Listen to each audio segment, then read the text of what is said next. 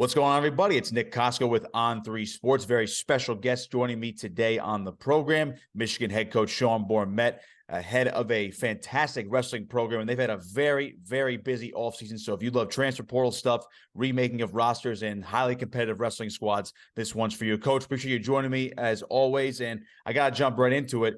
This has been one of the busier off seasons I've ever seen for a college wrestling program. You guys really hit the transfer portal hard, so we'll get into those individuals in just a little bit, but this is quite a way to build off a successful 2023 campaign going into next winter.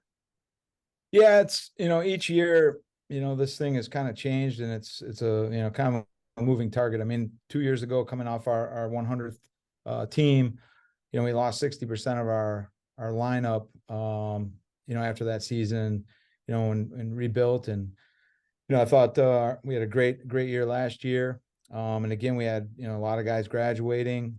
And, with the extra COVID years and, Michigan being such a prestigious academic institution, I think just the way all these things are lining up, it's a great opportunity. Yeah, no doubt. So you guys added 4 big transfers that were obvious, 3 from Northwestern. So you want to talk about premier academics to another premier academic institution.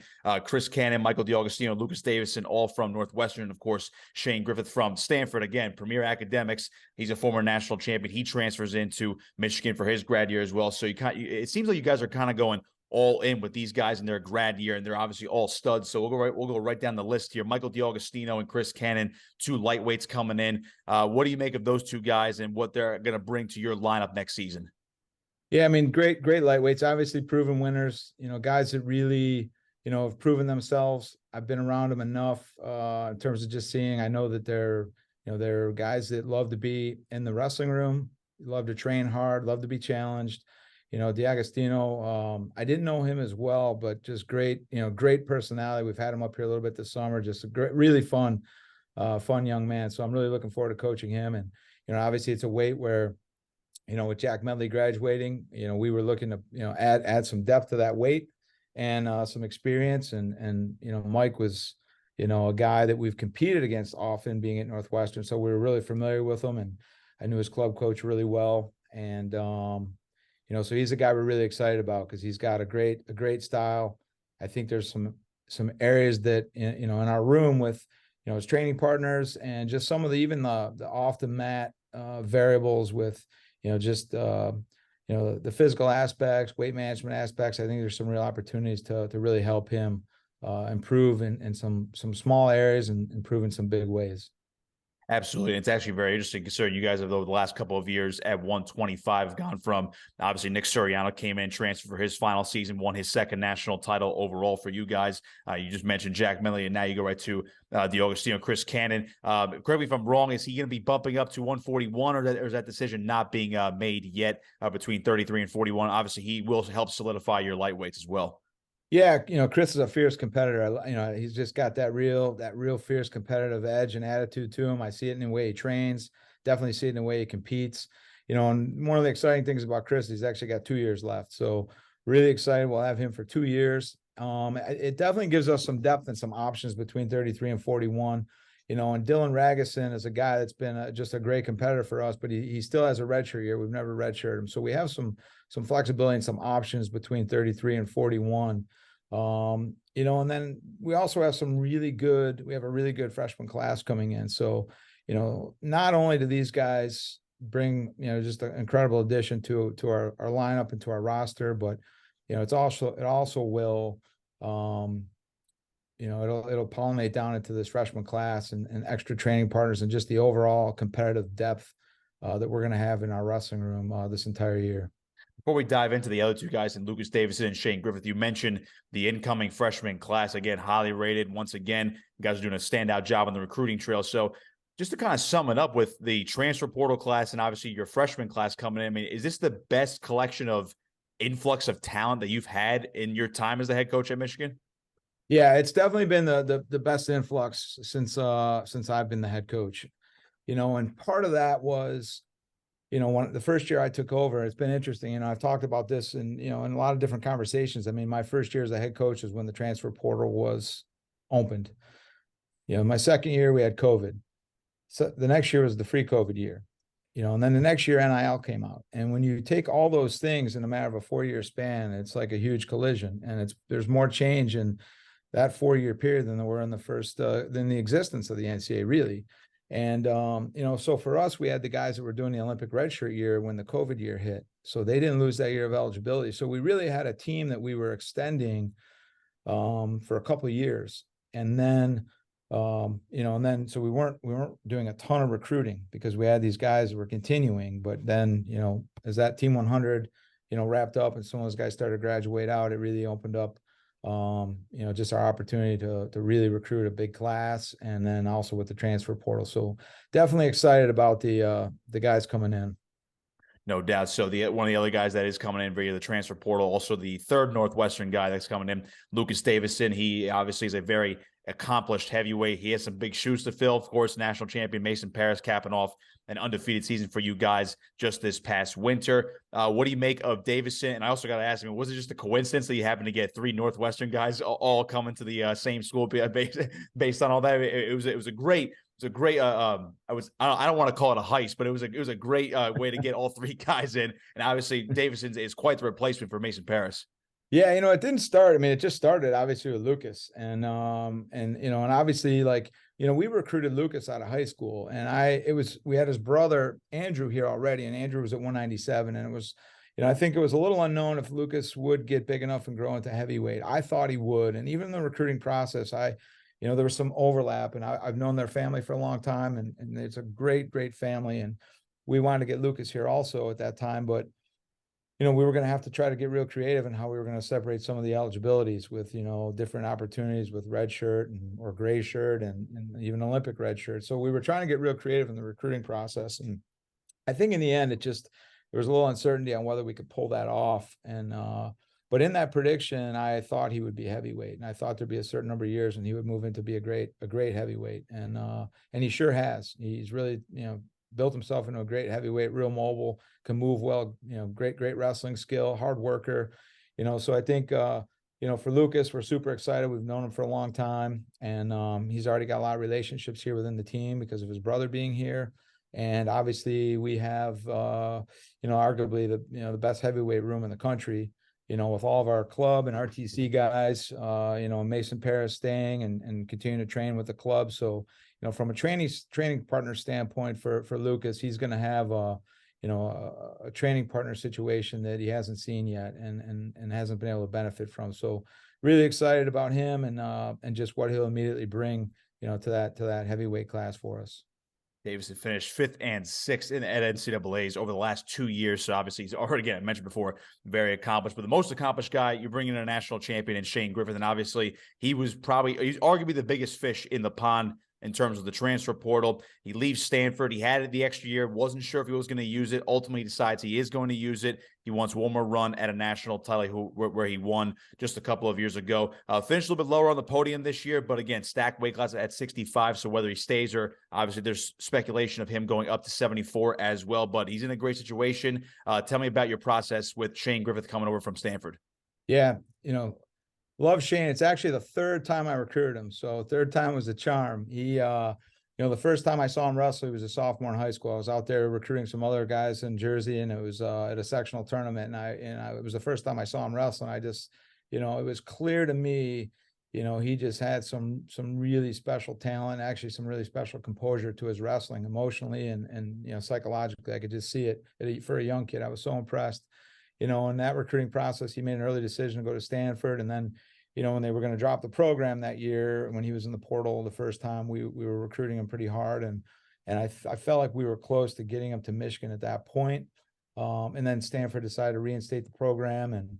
And obviously Shane, felt a deep sense of loyalty and I think obligation. And I respected him even more for the decision he made because I thought it made sense and it was great for wrestling. It was the right thing for Stanford. And then this opportunity came up, and that's, I kind of told him, like, come on, Shane, 3rd time, like, come on, man. So the process, I already had a relationship with him. He's just a great, outstanding young man. I like everything he's about, everything that we value here at Michigan.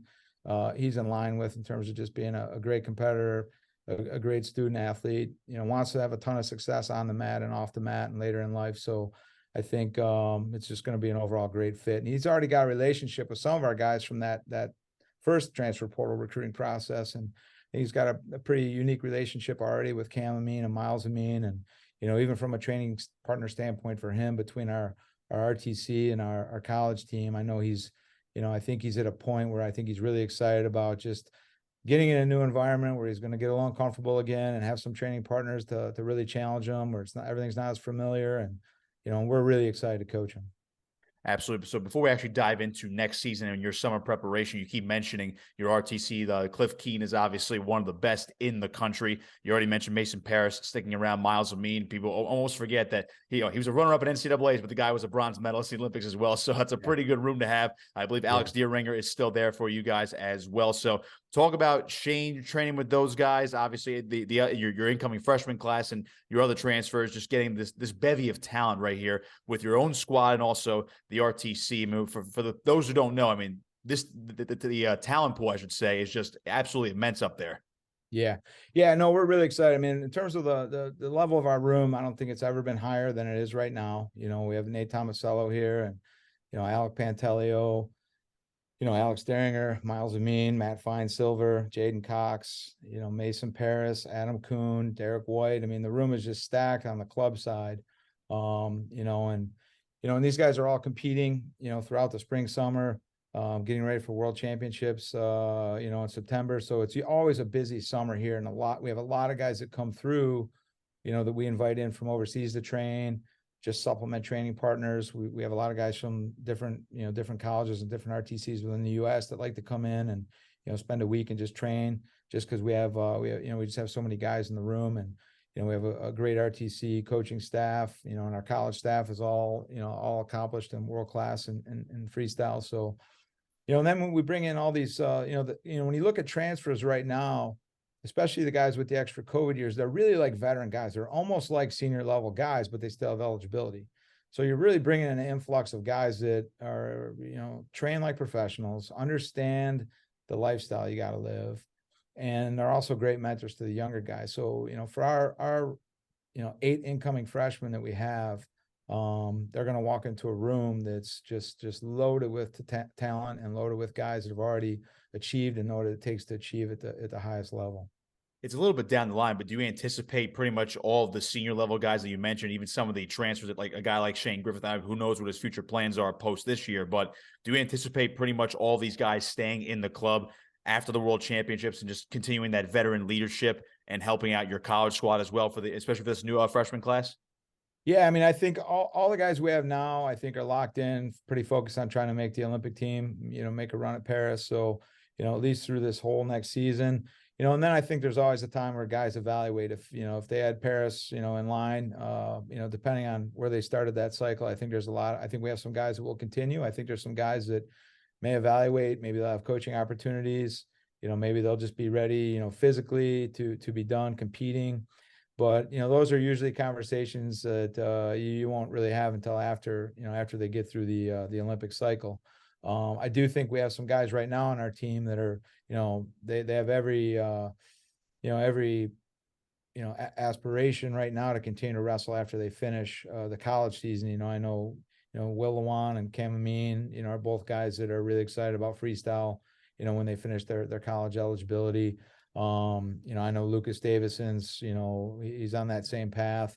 Hard to know. I think Mike DiAgostino is a guy that just loves wrestling, and I think he's going to have a lot of opportunities, I think, weight class wise, and I'm not really sure what he'll want to do, but, these are conversations we'll have with all those guys. And that's part of our philosophy. I mean, I think,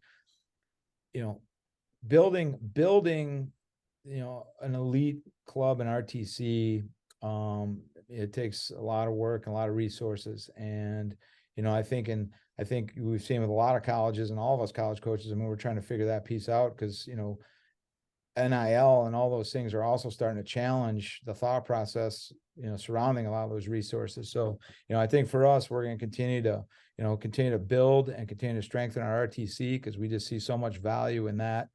In terms of investing in our college room and investing in the incoming kids that we're bringing in, and also want to retain our best guys when they're done with their college eligibility to have a place one of the best spots in the world to continue to train and reach their world and Olympic dreams.